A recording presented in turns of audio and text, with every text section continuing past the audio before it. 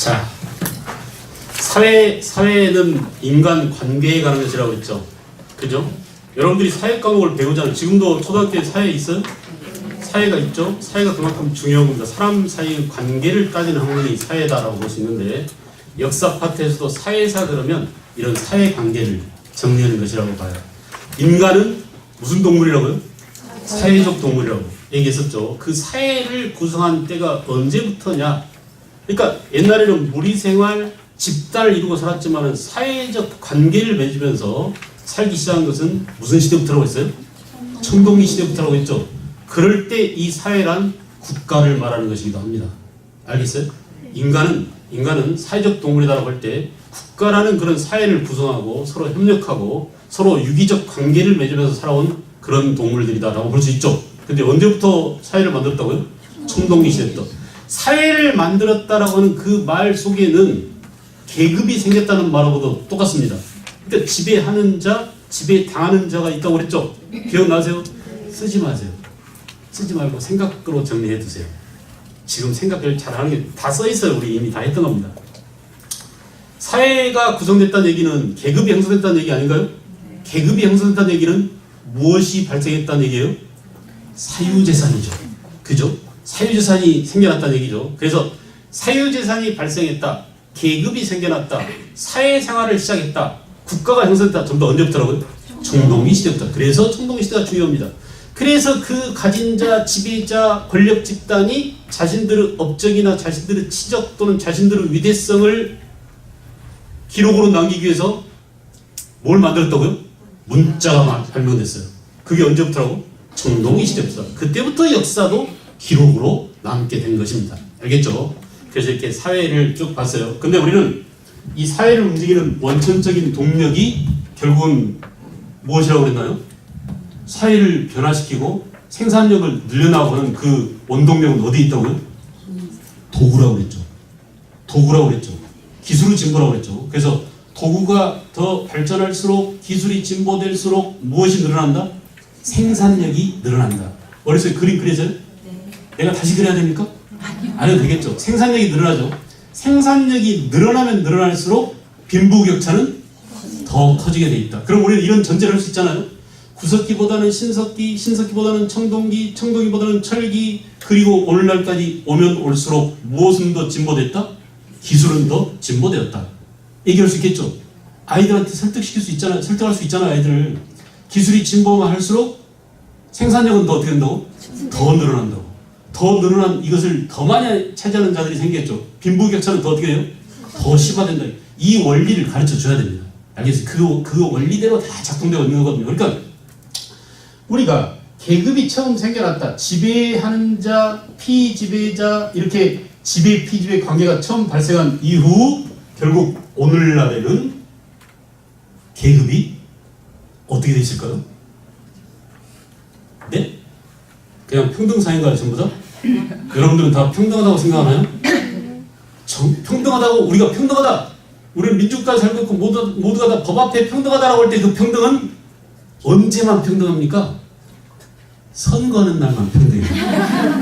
투표할 때 한 표 갖고, 대통령도 한 표, 이건희는 진짜 못 찍죠, 지금.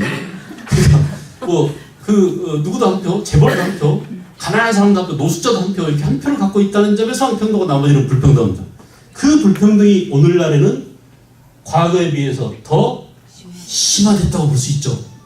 이게 원리예요, 원리. 그래서 얼마나 심화됐느냐? 예. 그래서 저 위에 꼭대기는 어마어마한 부자들입니다. 만수르. 만수르 말고 최고 부자는 누구예요? 만수르 말고? 빌 게이츠가 계속 1등이라고 그러죠? 요번에 발표됐잖아요, 또. 그죠? 빌 게이츠. 우리나라는 100위에 뛴 사람 하나도 없어요. 400위에도 없어요. 그러니까 우리나라 부자는 별것도 아닙니다. 알겠어요? 근데 이 부자들이 갖고 있는 돈의 단위가 재산이 혹시 얼마나 되죠?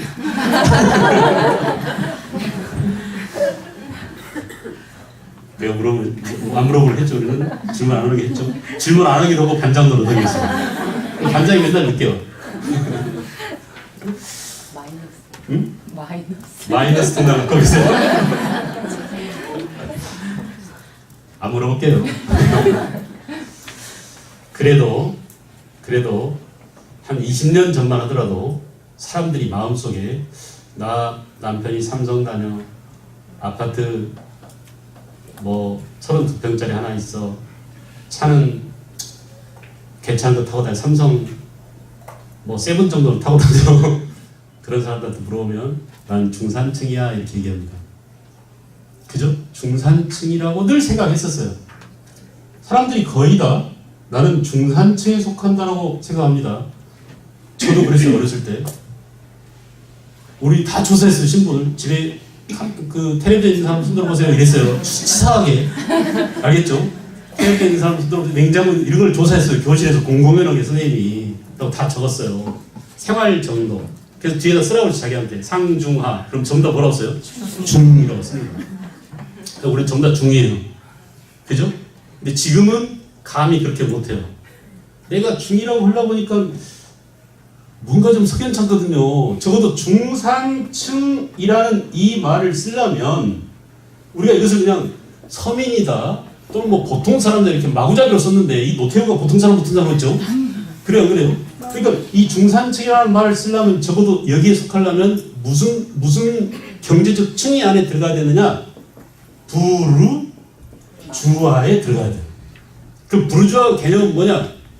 자기가 생산 수단을 소유하고 있는 사람이에요. 그러니까 미용실을 가지고 사장님 소리를 들으면서 내 경영과 내 판단에 의해서 돈을 벌고 그래서 돈을 꽤 많이 벌어가지고 얼마나 번 사람이냐? 시골에 별장도 하나 있고 주말마다 바비큐 파티를 하고 주말이 되면 서양에서 말입니다. 정장을 쫙 하고 연미복 쫙 입고 나비넥타이 하고 아이들 데리고 알겠어요? 가서 오페라 또 한 편씩 맨날 보고 이 정도 어느 사람 손 들어보세요. 지금 이 정도가 돼야 중산층이에요. 이 정도가 돼야 중산층이에요. 그러니까 그렇게 되지 못하면 그런 비슷한 흉내라도 내는 사람. 그러니까 바베큐 못하다가 숯불 갈비집에 가서 이제 오페라는 아니라도 극장이라도 한 번씩 가면서 알겠어요? 그리고 마이카도 하나 있고 그래도 전세는 면하고 자기 집이 있는 그런 사람들 우리는 뿌띠 부르주아라고 해요. 알겠어? 부르주아 같은 사람들이에요. 알겠죠? 손 들어보세요. 손 못 들걸요? 내가 이렇게 말했는데 감히 손을 들었어요. 그래서 우리는 97년 이후로 다 낮아졌어요. 아, 내가 이게 되게 힘들구나. 97년 무슨 해였죠? 예, IMF를 겪고 나서 서양의 얄짤없는 이런 기준이 계층적 기준이 우리한테 적용되기 시작했어요. 알겠어요? 그래서 느슨한 그런 계급적 이해관계가 좀 냉철해지기 시작했습니다. 그때부터는 어때요? 남한테 돈 빌려줘 안 빌려줘? 개인적으로 돈 안 빌려줍니다. 그런 냉철함이 생겨났어요. 그 이전만 하더라도 우리는 되게 사회를 중시했어요. 사람과 사람과 관계를 중시하고 이 관계를 우리 뭐라고 했냐? 공동체 그랬어요. 니캉나캉 같은 학교 다니니까 어린아이들이 우리 한데 모여. 그래서 뭐해? 개해. 한 달에 얼마씩 부어. 이 엄마가 다 받아가지고 도망가 버렸어요. 이런 일들이 비일비재 있잖아요. 그럼에도 불구하고 이게 계속 유지됐었어요. 서로 믿고 맡겼는데 내 돈 먹고 튀어? 이런 사람들이 맨날 신문에 나옵니다. 그죠? 근데 그게 깨진 게 언제부터라고요? 1997년 이후로 이런 것들이 없어졌어요. 개 안 합니다 이제 절대. 그죠? 지금도 뭐 조그맣게 하는 사람들이 있겠지만 그리고 지금 이게 냉철해져가지고 아주 세분화됐습니다. 내가 볼 때는 엄청난 계층이 생겨났는데 많은 사람들은 재산의 단위가 조단위죠. 혹시 법적으로 이런 안 와요. 천억 손 들어보세요. 천억이면 어느 정도 될까요? 상상해 보셨어요? 천억이면 어느 정도? 강남에 건물이 큰 빌딩이 있어야 되겠죠? 그죠? 수백억은 혹시 장난 아닙니다. 수백억도 지금 그죠? 수십억은 손 들 수 있을 거예요. 그죠? 10억 단위도 웬만하면 이제 10억에 들어갈 수 있어요. 웬만하면. 그리고 뭐 집 한 채 있으면 몇 억, 전세도 몇 억, 그렇잖아요. 그 점점 늘어나다 보면 나중에는 지하 옥탑방도 좀 업그레이드 됐어요. 옛날 옥탑방 고양이가 그걸 때하고 지금 옥탑방은 다르죠. 뭐 드라마 요번에 보니까 옥탑방이 굉장히 부티나게 살고 있더라고요. 누구? 공효진? 이 드라마에서. 그러니까 그런 것들 보면 이 계급이 엄청나거든요. 그러니까 결국 이런 일이 빚어진 이유는 바로 뭐 때문에? 기술이 진보해서 경제력의 차이가 심화됐어요. 근데 이 상위 꼭대기 있는 사람 생각해보세요. 안철수, 뭐 한 사람이에요? 원래 의사지만 백신 개발해서 IT 산업에 종사하는 사람이죠. 일본에 있는 손정의, 뭐 한 사람이에요? 소프트뱅크, 역시 IT죠. 세계 최고 부자 누구? 빌 게이츠, 뭐예요? IT죠. 전부 다 뭘 지배하는 자들이에요? 기술을 지배하는 거예요. 기술을 지배. 알겠어요? 기술이 결국은 경제력의 향상을 가져오는 원동력이 되고 그것이 사회의 변화를 이렇게 만들어놨어요. 알겠죠? 구조적인 문제들. 그래서 지금 우리가 이걸 하고 있는데 하다 보니까 청동기 시대에 이게 처음 생겨났고 삼국시대에는 이게 더 벌어져서 어떻게 됐다고요? 맨 위에는 귀족, 심플했었죠? 귀족들은 귀족, 엄격했어요. 그 다음 뭐예요? 평민, 그리고 뭐? 노비 이렇게 나눠졌었는데 고대죠, 고대. 그 다음에 이제 중세의 고려시대에 들어올 차례입니다. 알겠죠? 네. 우리가 지금 고려시대에 흘러다가 지난 시간에 못하고 넘어왔었죠. 그래서 오늘은 고려시대부터 조선 후기까지 한번 쫙 정리하고 파워포인트로 또 들어가서 설명을 하도록 하겠어요. 책을 찾으셔가지고 책을 보면서 들어도 좋습니다. 거의 그대로 다 있어요.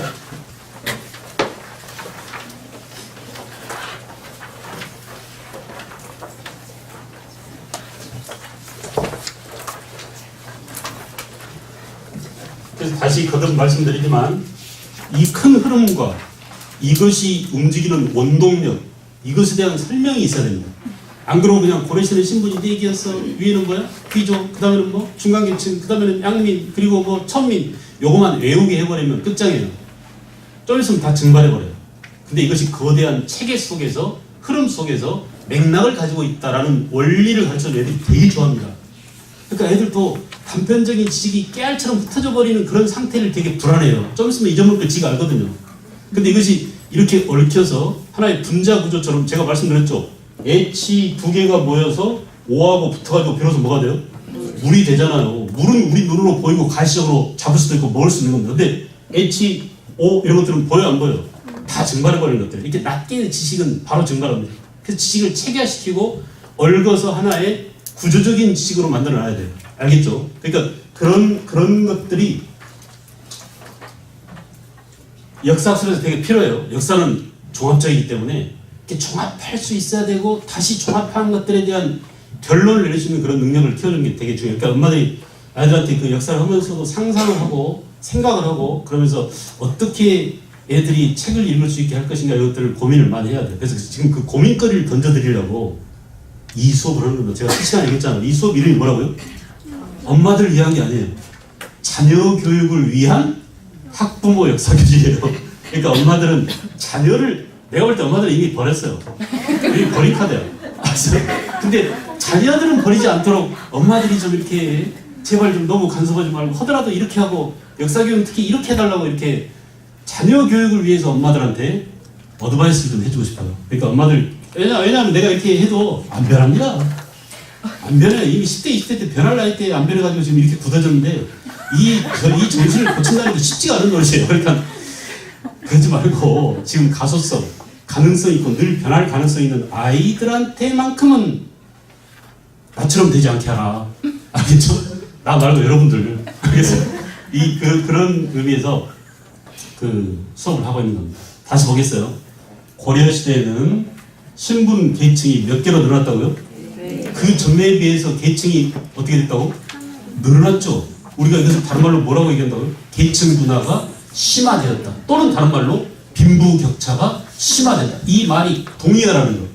빈부격차가 심화되었다는 말과 계층 분화가 심화되었다는 말의 의미가 똑같다는 거. 이걸 알려줘야 돼요. 그 말이라는 거. 그죠? 그걸 알려주면 아까 얘기한 뭐예요? 메커니즘, 경제력과 생산력의 증대와 기술의 진보와 이것이 사회적 계급을 어떻게 만들어 오는지에 대한 메커니즘, 구조를 알려줘야 돼요. 알겠죠? 그걸 알려주고 나면 그 다음 자동이에요. 지네들이 상상하거든요. 그러면 이 다음엔 어떻게 되겠네? 그럼 조선시대는 계급이 더 많아진다고 상상하겠어요? 안 하겠어요? 상상력이 발동됩니다. 알겠죠? 그래서 고려시대는 해보세요. 맨 위에 뭐라고요? 귀족이라고. 내가 이렇게 귀족이라고 쓰지만 이미 우리는 다 배워놨죠. 이 고려 귀족은 전기 귀족과 후기 귀족이 다르다. 전기 귀족은 문벌 귀족, 고려 후기 귀족은 권문세족이지만 어쨌든 귀족 집단이 최상위 계층을 형성하고 있었다. 됐나요? 됐죠? 이 귀족에 대해서 이미 정치에서 상세하게 이들의 특권이나 이들이 형성되는 과정이나 것들을 배웠지만 우리가 여기서는 지금 몇 개 계급이 존재하고 있느냐를 나누기 때문에 귀족이라고 뭉뚱그려서 얘기하겠습니다. 그 다음에 뭐가 있다고 그랬어요? 그 다음에 뭐예요? 중류 또는 중간층, 그죠? 중간층이 있습니다. 중간계층. 그래서 중간계층이 있는데, 중류층이 있는데, 이 중류 집단이 옛날에는 없던 집단으로서 새로 생겨났어요. 시험에 나올까요? 안 나올까요? 나와요. 그래서 지금 여기서 해주고 싶은 것은 이렇게 시험에 나올 것들을 일러주고 싶어요. 마구 외우게 하는 게 아니에요. 삼국시대의 신분이 3개였다가 4개로 늘었는데 새로 생긴 게 뭐냐? 이거기 때문에 요걸 서리, 항리 이런 기술관 이런 것들을 묻겠어요? 안 묻겠어요? 물어요. 고려시대에. 고려시대에 새로 생겨난 계층 뭐라고? 중간계층이다. 그죠? 그 다음에 여기 뭐가 있다고 그랬어요? 양민들이 있다고 그랬죠. 양민계층이 있고 맨 밑에는 천민계층이 있다. 이렇게 고려시대에 4개의 신분계층이 생겨났다라는 점. 그래서 고려시대에 새로 생겨난 계층, 중간계층에 대해서 잘 가르쳐줄 것이 요구됩니다. 그리고 귀족 집단에 대한 내용. 알겠죠? 이 양민들은 주로 어떤 사람들을 말한다고요? 양민들은 맨 위에 뭐? 그 안에서도 그 다음에 수공업자죠. 수공업자. 그리고 상인이 있지만 이렇게 농공상 이렇게 이런 계층. 주로 뭡니까 이 사람들이? 조세, 공납, 뭘 납보는 사람들? 요역이죠. 그래서 조세는 땅에서 나는 세금이에요. 오케이? 조세는 뭐라고요? 땅에서 나는 세금이에요. 공납은 뭐냐? 공납은 특산물을 말합니다. 지역 특산물이 있죠. 그죠? 고려시대부터 이미 다 있었어요. 공납 특산물이. 그리고 요역은 뭐예요? 요역은 노동력입니다. 머리수대로 내는 인두세에 해당돼요. 사람 머리수대로 내는 세금이죠. 알겠죠? 이렇게 이런 세금을 부담하는 사람들이 되게 양민계층이었다. 알겠어요? 그 다음에 천인은 노비가 대다수다. 노비가 대다수고. 자, 이렇게 고려시대 신분계층이 4개로 늘어났는데 별로 어렵지 않아요. 고려시대는 들어가서 우리가 자세히 또 보도록 하겠습니다. 근데 문제는 뭐냐? 그 원리. 조선시대가 되면 15세기 조선시대가 되면 다시 신분을 강제로 법으로 정해버려요. 야, 너무 많아. 이거 불평등이 심화돼서 이걸 느꼈습니다. 고려시대의 신분계층이 이렇게 분화돼가지고 이 사람들이 너무나 아래 것들을 많이 착취하는 것을 깨달았어요. 누가 깨달았어요? 고려말 누가 깨달았을까요? 해보세요. 다 배운 내용이에요. 고려말 누가 깨달았어요? 신진사대부가. 선수 한 명만 대보세요. 누구예요? 정도전이. 그래서 개혁을 시도했죠. 다 들러엎어! 해가지고 엎었어요. 그게 바로 무슨 혁명이에요? 역성혁명이죠. 왕시성에서 이시성으로 성을 바꾸는 게 역성이잖아요. 이게 바꿀 역자입니다.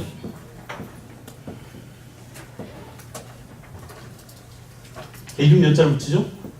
역성. 알겠죠? 성씨를 바꾸는 역성혁명. 그래서 그 혁명을 이렇게 가지고 아예 법으로 정해버렸어요. 이 법으로 정한 신분제가 뭐냐? 우리는 신분을 크게 양인과 뭘로 나눈다? 천인으로 나눈다. 양인과 천민 이렇게 둘로만 나누기로 했어요. 그래서 이 앞대가리를 따가지고 15세기 조선시대의 법률상의 신분제도는 뭐라고 그래요? 양천제라고 해요. 어렵습니다. 아이들한테 이해시키기가 좀 힘들지만 지금 잘 들어놓고 내 아이에 맞게 이해를 시키세요. 엄마들 잘 생각해가지고. 근데 엄마들이 이해를 하고 있어요. 이걸 이해시키겠죠. 보세요. 왜 이런 일이 벌어졌어요? 고려 말이 되면 여러분들이 특히 권문세족이 마구마구 뜯어먹었잖아요. 원간섭기 때. 그래요 안 그래요? 그래서 이걸 뒤집어 엎어가지고 야 요즘 말로 하면 불평등이 너무 심화돼서 또 다른 말로 해보세요. 빈부격차가 너무 심화돼서 들러엎고 새로운 사회를 만들자라고 해서 만든 그 새로운 사회가 이겁니다. 양인과 천인 둘로만 나누자. 알겠죠? 그래서 요놈들 땅을 다 빼앗아 가지고 누구한테요? 이 아래 것들한테 쫙 돌려줬어요. 근데 그게 되게 디테일하고 어려운 내용입니다.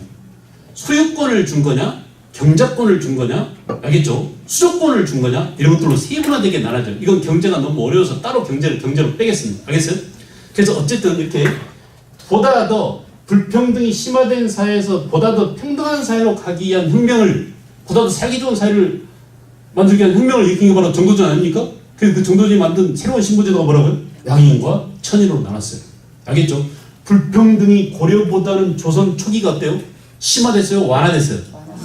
완화됐어요. 알겠죠? 근데 그 완화됐다는 내용이 봐봐요. 진짜 완화된 게 아니라 뭘로만 완화됐어요? 법률상으로만, 형식적으로만, 껍데기로만 완화됐어요. 그래야 혁명의 명분이 생긴 거 아닙니까? 그죠? 그렇게 해서 양인은 뭐냐? 양인 안에 사실은 양인이라고 다 같은 양인이 아니죠. 양인 안에 벼슬아치가 있었어요. 벼슬아치를 뭐라고 해요? 벼슬아치를 양반이라고 해요. 다시 양반 벼슬아치를 둘로 나누면 하나는 뭐예요? 동반, 하나는 뭐예요? 서반이죠. 동반이 뭐예요? 문관 관리를 말합니다. 그래서 얘네들을 뭐라고 줄여서 문반이라고도 하죠. 동반이 문반이죠. 그리고 서반은 무관직이죠. 무관 관직자들을 말하는데 얘들을 뭐라고요? 서반이라고 합니다. 그래서 얘네들을 묶어서 동반, 서반 또는 문반, 미안해요. 문반, 무반을 묶어서 뭐라고? 양반이라고 하더라. 됐죠? 양반을 순수한 우리말로 뭐라고요? 무슨 아치? 벼슬아치. 하고 동네에서 삥 뜯는 새끼들을 뭐라고 그래요? 양아치. 알았어요? 아치가 뭐야? 아치가? 사람들 뒤에 아치를 붙이는 겁니다. 알겠죠? 장사아치요. 그래서 줄여서 뭐라고? 장사치가 됩니다. 알았어요? 무슨 말 알겠죠? 이런 얘기 들어봤어요? 구실아치라고. 들어본 사람 손 들어보세요. 구실아치. 어떤 사람을 구실아치라고 할까요? 중앙관리에서 애들한테 명령 받아가지고 진짜 실질적인 일을 하는, 뭔가 구실을 하는 사람들, 이 사람들을 구실아치라고. 우리는 이름을 뭐라고 하느냐? 서리라고 합니다. 배웠죠? 향리, 서리 배웠잖아요. 그 중에 향리는 시골에서 일하는 시골의 하층 관리를 뭐라고? 향리라고 해요.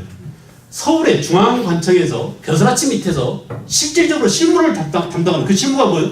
무슨 구실을 하는 거예요. 가서 인마 네가 역할을 해라 이거 아닙니까? 역할을 구실이라고 하죠. 그 구실을 하는 놈들을 뭐라고? 구실아치라고 해요. 찾아보세요. 있어요. 내가 지어낸 말이 아닙니다. 요 근래에 쓰는 말이에요. 새로 생긴 되게 좋은 이름이죠? 그죠? 딱 와닿잖아요. 구실을 하고 있는 거예요. 구실. 벼슬은 뭐예요? 관이 벼슬이잖아. 닭 벼슬. 대가리에 관 쓰고 있는 놈들이 벼슬 쓰고 있는 아치들이잖아요. 오케이? 아니 관직에 있는 놈들이 관을 쓰고 있는 놈들이잖아요. 그 관을 벼슬이라고 하잖아요. 닭 벼슬. 그 벼슬아치예요. 아시겠죠? 다시 본론으로 돌아갑니다. 우리는 양인, 천인 이렇게 양천제라고 법률로는 만들어놨지만 실제로 뜯어서 보니까 양반은 이렇게 또 복잡해졌네. 양반 안에. 그 다음 뭐예요? 뭐가 있어요? 중인도 있어요. 중인 가운데는 봐봐요. 구실아치가 대표적인 중인이야. 구실아치를 다른 말로 뭐라고? 서리라고 해서 서리가 구실아치입니다. 구실아치 입에 올리세요. 이제 앞으로 새로운 우리말을 쓰고 애들한테는 그렇게 가르쳐야 될 거예요. 지금부터 국사책이 바뀔 겁니다. 구실아치라고. 설이라는 이 듣도 보도 못한 어려운 말들 여러분들은 설이라고 배웠죠? 근데 와닿지 않잖아요. 근데 설이를 구실아치라고 바꾸니까 어때요? 뭔 말인지 금방 알 수 있어요. 이렇게 바뀔 거예요. 하나씩 우리말로 바뀔 거예요. 쉬운 말로. 설입니다. 시골에 있는 놈들 뭐라고요? 향리라고 했죠. 향리. 그죠? 설이나 향리, 그 다음에 또 대표적인, 특히 중인 가운데 대표적인 사람을 뭐라고 그래요? 기술관이 바로 대표적인 중인입니다. 알겠어요? 기술관. 그리고 기술관 이외에도 조선시대의 기술관 이외에도 특히 서자, 첩의 자식, 첩도 양갓집 규수를 첩으로 얻어서 아이를 낳으면 서자예요. 근데 곡산모 초란처럼 자기 집에 난간간에 그 행랑채에 있는 노비를 건드려가지고 노비가 홍판서 애를 뵀잖아요. 그래서 태어난 애가 누구예요? 홍길동이죠. 근데 홍길동은 서자예요? 얼자예요? 얼자예요. 그 경우는 곡산모 초란의 아들이잖아요. 그죠?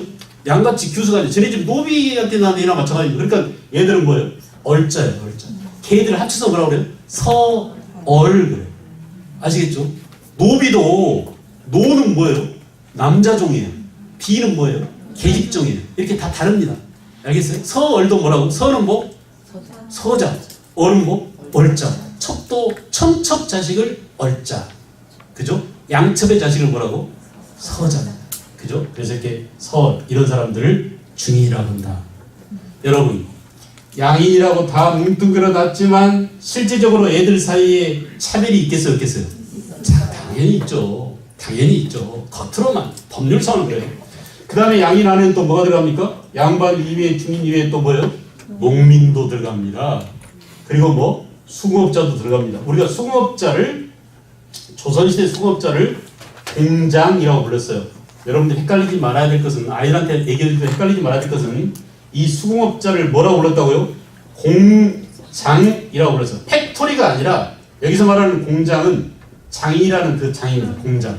오케이? 그래서 공장 수공업자를 공장이라고 했다. 공장. 알겠죠? 그 다음에 예, 상인이 있어. 상인.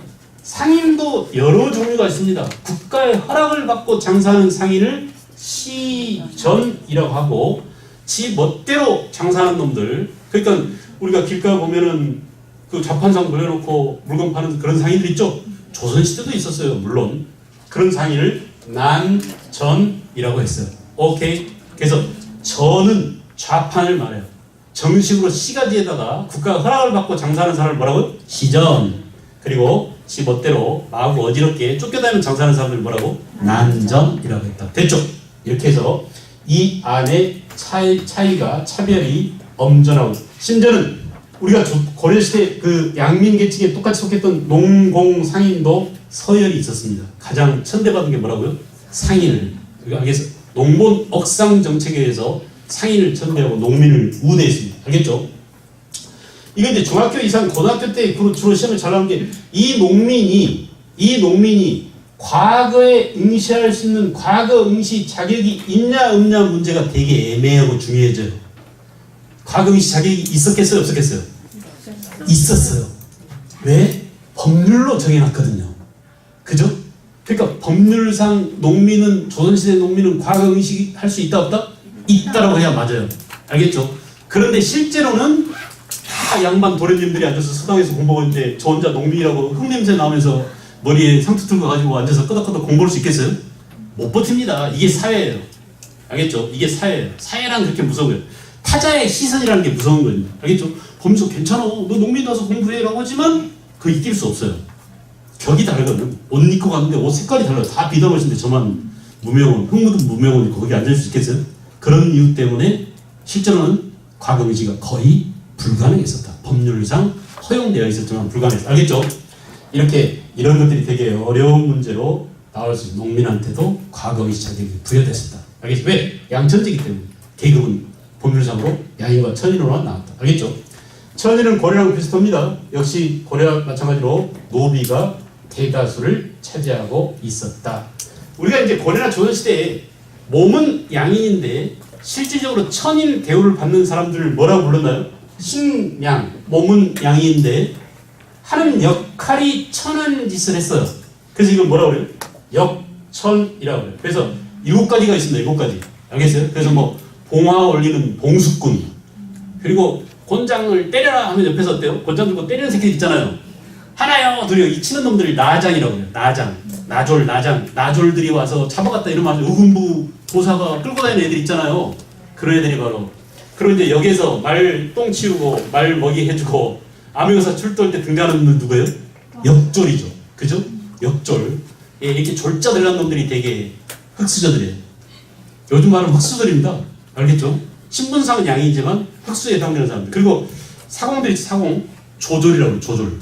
알겠어요? 조창이나 조운선, 배를 움직이는 사람들, 조졸. 이렇게 칠반 천역들에서 7가지 이런 천한 일에 종사하는 사람들이 있었어요. 이따가 파워포인트 다시 또 보도록 하겠습니다. 자, 이제 중요한 겁니다. 이렇게 법률상 제도상으로는 15세기에 이렇게 양천제였지만 그러나 실제상으로는 어떠냐? 실제상으로는 실제상으로는 점차 반상제로 굳어갑니다. 반상제로 신분이 다시 어떻게 돼간다? 고정되어 간다라는 것에 대한 의미를 이해시켜줘야 돼요. 제가 아까 말씀드렸죠. 겉으로는 지금 두 개지만 내용을 뜯어보니까 어때요? 그 안에 엄연히 서로 다른 신분이 존재하더라. 오케이? 문반과 무반도 어때요? 차이가 있습니다. 유성룡은 문반이죠. 이순신은 무반이죠. 그죠? 근데 그 둘 사이에 서열이 있겠어요? 없겠어요? 있어요. 직급이 같다고 하더라도 문반, 무반 차이가 있어요. 보이지 않는 서열이 있습니다. 알겠죠? 그런 것들이 존재해서. 그래서 이렇게 실제상 보이지 않는, 눈에 보이지 않는 실제상의 서열, 이게 바로 뭐라고요? 반상제가 존재하고 있었다. 오케이? 됐나? 그래서 우리가 이제 이 실제상의 이런 신분제도가 언제, 이거 보세요. 그러니까 15세기에는 조선 초기만 하더라도 새로운 법률, 새로운 혁명 세력, 새로운 사회를 뜯어고치자는 그 사람들의 법률 집행이 엄격해서 될 수 있으면 이 틀을 유지하려고 했겠죠. 근데 세월이 점차 지나면 어때요? 눈에 보이지 않는 차별이 점점 노골화돼서 이것이 하나의 신분제도로 굳어갔다. 그래서 뭐라고요? 반상제로 고정되어 갔다 라고 본다 이겁니다. 이해했습니까? 이해했어요. 이걸 이해해야 돼요. 이게 제일, 내가 신분제 할 때 애들 그 중고등학생들 가르칠 때 제일 어려워하는 게 바로 이 부분이에요. 이렇게 변화돼 가는 거. 그래서 16세기쯤 되면 이게 완전히 노골화돼가지고 16세기가 되면 이렇게 양천제 대신에 방금 보여드렸던 그런 내용들이 보다 더 노골화되어서 뭐가 된다고? 반상제로 굳었다. 이 반상제란 뭐냐? 크게 양반 상론으로 나눈다 이겁니다. 크게 양반 상것들로 나눈다 이거예요. 근데 이 양반 안에 들어갈 수 있는, 그러니까 반은 주로 뭐라고 볼 수 있어요? 지배층이라고 볼 수 있죠. 그죠? 아치들이 아치들. 벼슬아치나 구실아치 이런 놈들이 반이고. 됐어요? 상것들은 뭐냐? 주로 피지배층을 말합니다. 피지배층. 그래서 피지배층이죠. 그래서 그래서 농민, 그다음에 수공업자. 아까 수공업자를 뭐라고 그랬죠? 공장이라고 그랬죠. 공장. 그러니까 우리가 문제 풀다가 공장 나오면 이건 팩토리 조선시대는 공장이 없었으니까요. 수공업자들 이렇게 이해하면 돼요. 그리고 상인, 그리고 노비, 그죠? 이런 사람들이 상민에 속했다. 이렇게 신분제도가 반상제로 고정돼 간다. 신분이 점차 몇 세기부터라고요? 16세기 이후부터. 이해됐나요? 16세기 이후부터 이렇게 반상제로 굳어간다. 그래서 반은 양반, 그죠? 양반 밑에 뭐가 있다고요? 중인. 얘네들도 지배층 하층 지배층으로서 이렇게 반상제로 나눠져 간다. 됐죠? 자, 이제 이렇게 해서 조선의 신분제도를 봤어요. 15세기는 양천제 법제상, 그러나 16세기에는 실제상으로 여기에 존재했던 엄연한 다른 계층들이 하나의 계급으로 굳어져서 실제로는 뭐냐? 양반, 중인, 상민, 노비 이렇게 네 개의 큰 신분으로 나눠져 갔습니다. 이렇게 볼 수 있겠죠. 이렇게 맨 위에는 뭐라고요? 양반. 그 다음 뭐라고요? 중인계층. 그죠? 그리고 상민계층. 주로 세금을 내는 사람들이죠. 세금을 내지 않고 주로 그 피지배층으로서 남한테 신체적인 자유를 빼앗긴 사람들이 바로 뭐예요? 노비들이에요. 알겠어요? 우리가 이 노비와 상민이 생활이 거의 비슷합니다. 상민과 노비를 구분하는 기준은 뭐냐? 국가에 대한 세금을 내면 뭐예요? 상민이에요. 노비는 뭐예요? 세금을 안 내고 몸이 남한테가 붙잡혀 있는 존재입니다. 자유를 억압당한 사람들이에요. 서양의 일반 중세 서양의 농민들과 우리 농민의 차이점이 뭐냐 하면 서양 농민들하고 지위나 신분이 비슷한데 아주 근본적으로 다른 게 뭐냐면 걔네들은 거주 이전의 자유가 없어요. 한 영주 밑에 살면 그 영주 영지에서만 살아야 돼요. 근데 우리는 어때요? 조선 팔도를 마음대로 다닐 수 있어요. 거주 이전 자유가 있다는 점이 좀 다릅니다. 그러니까 인격적이라든지 장길산이라든지 이런 사람들이 그 두령으로서 도둑대를 몰고 전국을 돌아다닐 수 있었던 게 거주 이전의 자유가 있기 때문에 기본적으로 그게 가능했었어요. 알겠죠? 그래서 이렇게 다시 정리. 15세기는 뭐라고? 양천제. 16세기는 뭐라고요? 16세기 이후에는 이렇게 네 개의 고정된 신분으로 양반, 중인, 상민, 노비 이렇게 나눠져 갔다. 디테일하게 들어가서 있다가 파워포인트를 보도록 하겠습니다. 알겠죠? 자, 이제 그런데 문제는 또 시험에 잘 출제되는 게 이 신문제에서 가장 잘 나오는 부분이 변화입니다. 어쩌면 역사는 변화를 공부하는 학문이라고 볼 수 있어요. 그러니까 신분 제도가 변하는 원동력은 기술의 진보고, 기술의 진보가 생산력의 증대를 가져오고, 생산력의 증대가 결국은 경제력의 차이, 즉 계층 분화를 가져왔다고 얘기했죠. 그런 변화를 따지는 것이 특히 사회 제도사에서 가장 중요한 내용이라면, 그 변화가 가장 극심했던 부분이 바로 조선 후기입니다. 자, 여기까지 왔잖아요. 16세기 신분제도는 뭐라고요? 반상제였다. 우리가 제도상으로는 반상제라고 하지만 크게 신분이 몇 개로 분화되어 있었다고요? 4개로 다시 분화됐다. 강제로 법률로 양인, 천인 2개로 고정시켰던 조선 초기의 신분제도가 점점 차별이 노골화돼가지고 다시 4개로 분화돼 갔다. 그죠? 해보세요. 맨 위에 뭐? 양반, 그 다음 뭐? 중인, 그리고 상민, 그리고 노비, 이렇게 4개의 계층으로 나눠져 갔다. 결국 이것은 서로가 계층 간에 이동이 됐다 안 됐다? 안 됐답니다. 안 됐답니다. 그러니까 뚫고 올라갈 수 없다는 얘기죠. 절대 안 올려줍니다. 우리가 옛날 골품제도에서 봤잖아요. 육토품들 절대 진급 안 시켜주죠. 그 육토품들이 진급 못하게 막는 게 뭐가 있다고 그랬죠? 중위제, 아찬, 그럼 또 올려주세요. 안 돼. 중하찬, 또 올려주세요. 승진해주세요. 중중하찬, 삼중하찬, 이런 식으로 절대 위로 올라가지 못하게 하는, 이게 바로 뭐예요? 무슨 사회? 개방적 사회예요? 폐쇄적 사회예요? 폐쇄적 사회. 그렇게 지금 이 표시가 사회가 닫혀있는 폐쇄적인 사회였다. 그죠? 폐쇄적 신분제 사회였다. 이렇게 언어적으로 표현할 수 있습니다. 됐나요? 됐죠?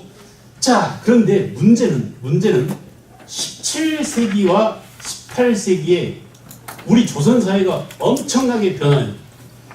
근데 우리가 사회의 변화를 따지는 메커니즘을 아까 말씀드렸잖아요. 방금 전에도. 무엇이 진보한다고? 기술이 진보하게 된다. 기술이 진보하면 뭐가 는다고? 생산력이 늘어난다. 그죠? 생산력이 늘어나면 어때요? 빈부차가 어떻게 된다? 더욱더 심화된다. 이런 원리가 이때 아주 극심하게 작동합니다. 됐죠? 그래서 묻습니다. 무슨 기술이 진보했길래 이런 일이 벌어졌을까요? 네? 농사라고 넓게 말하지 말고 구체적으로 말씀해. 농업에서 뭐? 이모작. 그렇죠. 이모작이죠. 이모작을 더 무식한 말로 해보세요. 어? 두 번 지을 수 있는 것은 개념이죠. 개념을 언어로 표현할 때 이모작이라고 하죠. 그죠? 그죠? 모내기. 어? 모내기? 모내기. 네. 모내기는 순수한 우리말이죠. 한자말로 모내기를 또 뭐라고 그래요? 이양법이라고 하죠. 그런 것들이 전부 다. 알았어요? 다 좋아요. 다 담아. 지금 나온 이 언어들을 다 담으세요. 자, 제일 쉬운 말이 뭐예요? 모내기입니다. 아이들한테 그냥 바로 와닿는 거예요. 모내기. 그죠? 이 모내기를 어려운 말로 표현해서 뭐라고? 이앙법이라고 해요. 이앙법. 알겠죠? 되게 이해 못해요. 고등학생도 이해 못해요. 왜? 모내기라는 걸 못 봤기 때문에. 그러니까 뉴스에서 보여주는 그것만 나오잖아요. 근데 그것이 왜 이해한계를 가지고 저걸 저렇게 하고 있는 건지 이해를 못해요. 그래서 노래가 직접 체험해야 되는데 그게 쉽지가 않잖아요. 그죠? 모내기 해본 사람 엄마도 거의 없을걸요. 그 시대를 이미 건너왔잖아요. 저도 그 경계에 있었어요. 그래서 제가 70년대까지 농촌 살다가 70년대 초반에 도시로 이사하는데, 그때 시골에서 이제 모내기철 되면은 가서 제가 초등학교 4학년쯤 됐었는데, 주전자, 노란 주전자 있죠? 2리터, 4리터짜리 거기다가 막걸리 가득 넣어가지고 신분시키고 가다가 그거 주워 먹어요. 되게 맛있어요. 초등학교 때 먹었던 막걸리 맛이 그렇게 맛있는 거예요. 지금 그 맛이 안 나더라고요.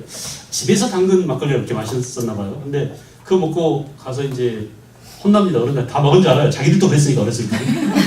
얘가 오면서 이걸 먹었을 거라는 걸 다 압니다. 감안해서 갖다 드리면 못줄 좀 잡으면 이제 이렇게 못줄을 잡으면 그 줄에 맞춰서 모를 쫙 심잖아요. 한 줄 끝나면 그 다음에 옮겨서 또 이만큼 심고 네 걸음만큼 옮겨 이렇게 꼽아 이렇게 합니다.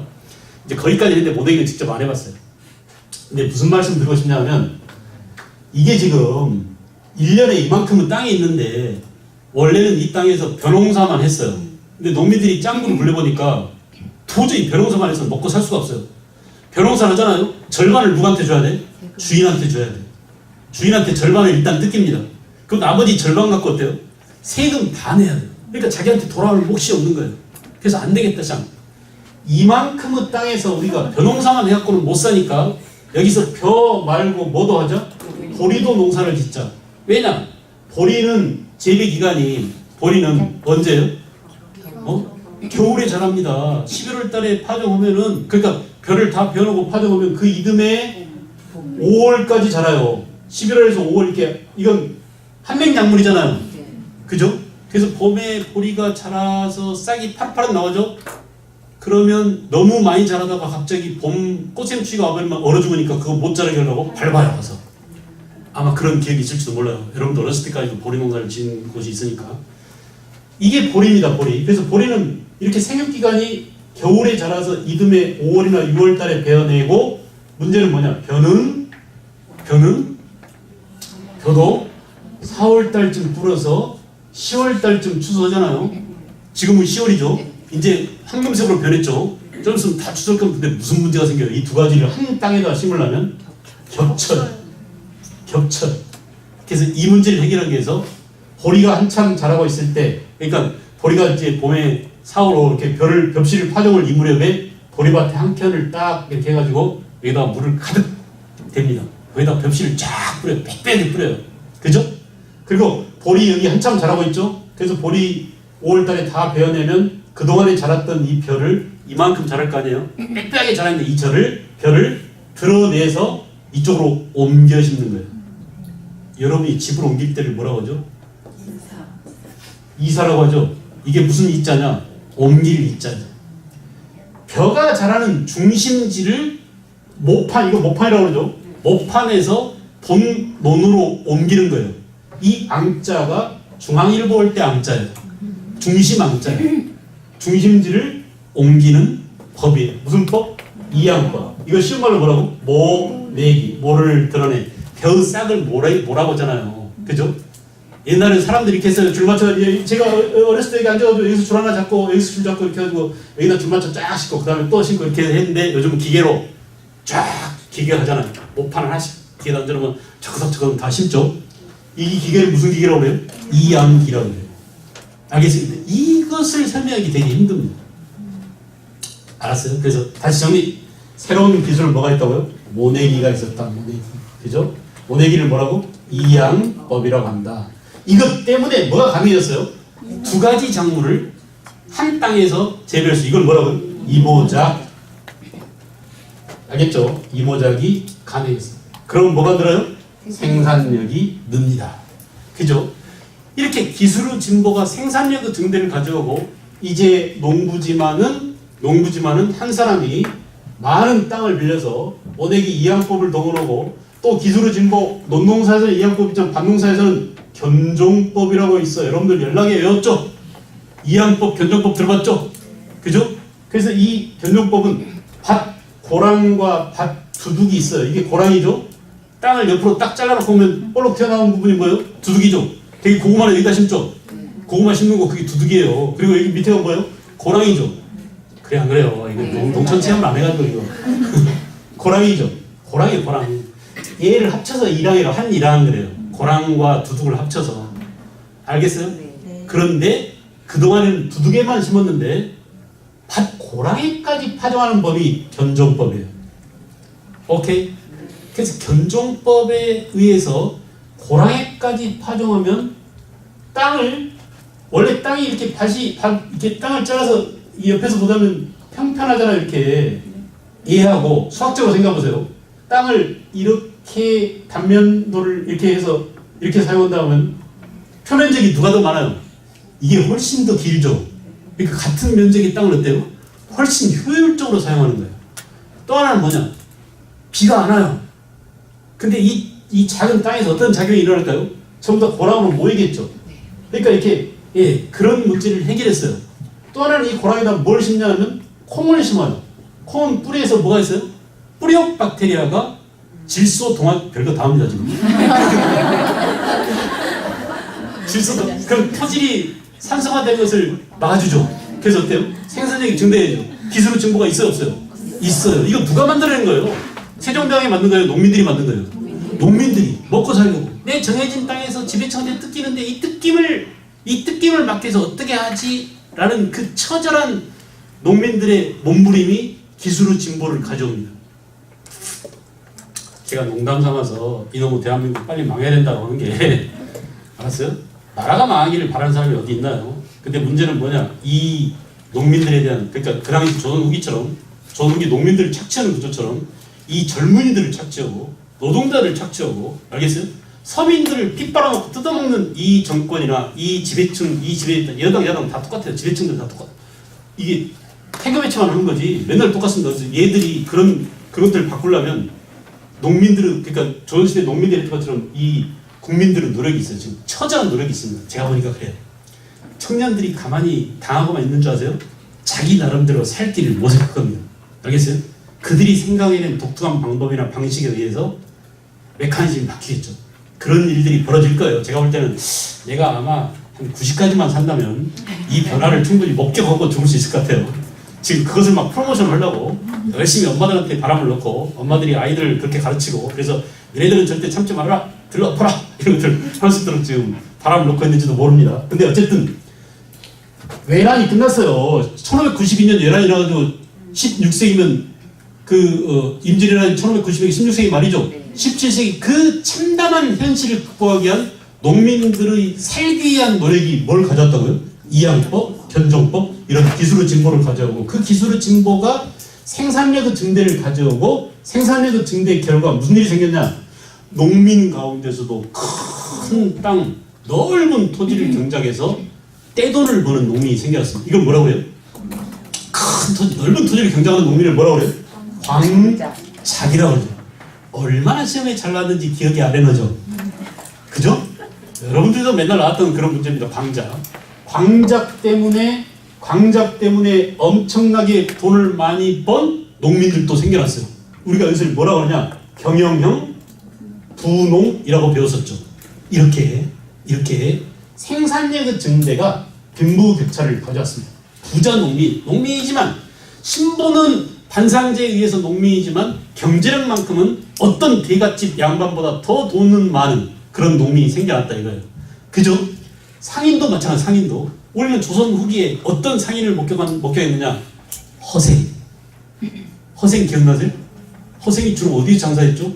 안성이니까 안성, 경기도 안성에서. 거기가 길목이잖아요. 충청, 전라, 경상도에서 올라오는 상품들 다 직결지. 거기서 딱 길목을 차단하고 뭐 했어요? 매점 매세. 지진이 일어난다. 라면 잘 팔겠고 라면 다 사들여. 알겠어요? 제가 햇반 좀 사러 갔더니 햇반이 없어요. 홈플러스에. 왜? 다 사가버렸대. 다 사갔대요. 사람들이 이렇게 막 불티나게 팔린답니다. 없어서 못 판대, 없어서. 그죠? 그러니까 그런 짓거리를 이 땅에서 처음으로 온 사람은 누구예요? 허생이에요. 허생. 가공의 인물이지만. 그러니까 가공의 인물 허생이 나타났다는 얘기는 문학은 현실의 반영이잖아요. 문학적 상상력은 현실을 통해서 투영된 거죠. 그러니까 그 조선 후기에 얼마나 많은 그런 허생 같은 사람들이 있었겠느냐. 허생처럼 매점 매석을 통해서 독점적 도매업으로 떼돈을 버는 상인을 이렇게 불러요. 아주 어려운 한자말입니다. 뭐라고요? 도고라고. 들어보셨죠? 외웠었죠? 외워서 아려는 거야, 기억이. 독점적 도매업으로 매점 매석으로 떼돈을 버는 상인을 뭐라고요? 도고라고 하더라. 도고사. 알겠죠? 도고. 광작. 그 다음에 이제 수공업에서도 뭐 엄청나게 많은 수공업자들도 돈을 많이 법니다. 그죠? 선대제 수공업 들어보셨어요? 조선 후기에 선대제 수공업이랄지 또는 광업에서는 은접을 개발해서 떼돈을 버는 그런 덕대와 같은 사람들이 있어요. 이런 것들이 전부 다 뭐냐? 농업, 상업, 수공업, 광업 이런 데에서 큰 돈 번 사람들이 생겨났다. 결국은 빈부차가 심화되었다. 빈부차가 심화된 말은 다른 말은 뭐라고요? 계층 분화가 심화되었다라고 볼 수 있어요. 근데 문제는 외란 이후에 야야야 군대 수가 부족해. 노비 너네들도 군대에 와라. 알겠어요? 노비가 군대 가서 군공을 세우면 어때요? 양인으로 승격이 되죠. 그죠? 또 이렇게 조선 후기에 돈을 많이 번 이 사람들이 국가에 돈을 내면 이거 뭐라고 그러죠? 납속이라고 그러죠. 국가로부터 뭘 살 수 있어요? 이름난을 공난으로 비워놓고 관직을 살 수 있습니다. 관직 임명장을 살 수 있어요. 그걸 뭐라고 그래? 공명첩이라고 하죠. 이 공명첩을 사서 신분 세탁을 하는 걸 뭐라고 그래요? 납속이라고 그래요. 오케이? 그래서 이렇게 신분 상승이 가능해졌어요. 이렇게 국가로부터 신분을 사서 돈 주고 사서 합법적으로 공명첩을 사서 신분을 상승시키는 것 이외에도 족보를 위조하거나 족보를 돈 주고 사거나 양반과 혼인을 하거나 도망가서 양반 행세를 하거나 알겠어요? 또 노비가 우리가 추노에서 봤죠? 추노. 네. 그죠?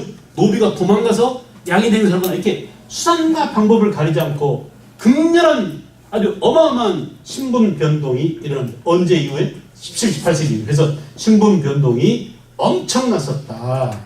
오케이? 여러분 봐봐요. 그 신분 변동을 가져온 원동력이 여기에 다 들어있어요. 그러니 애들이 시험에 잘 나올까 안 나올까? 맨날 나옵니다.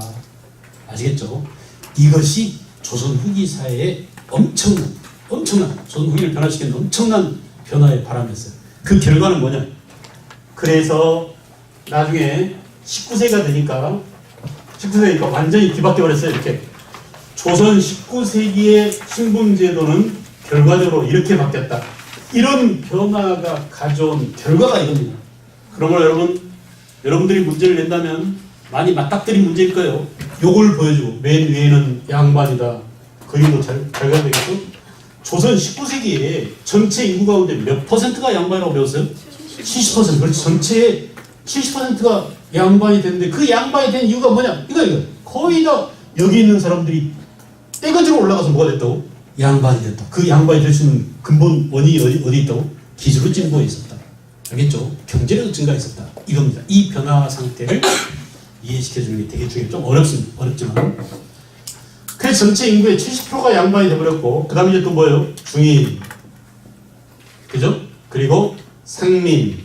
그리고 노비. 이렇게. 자, 봐보세요.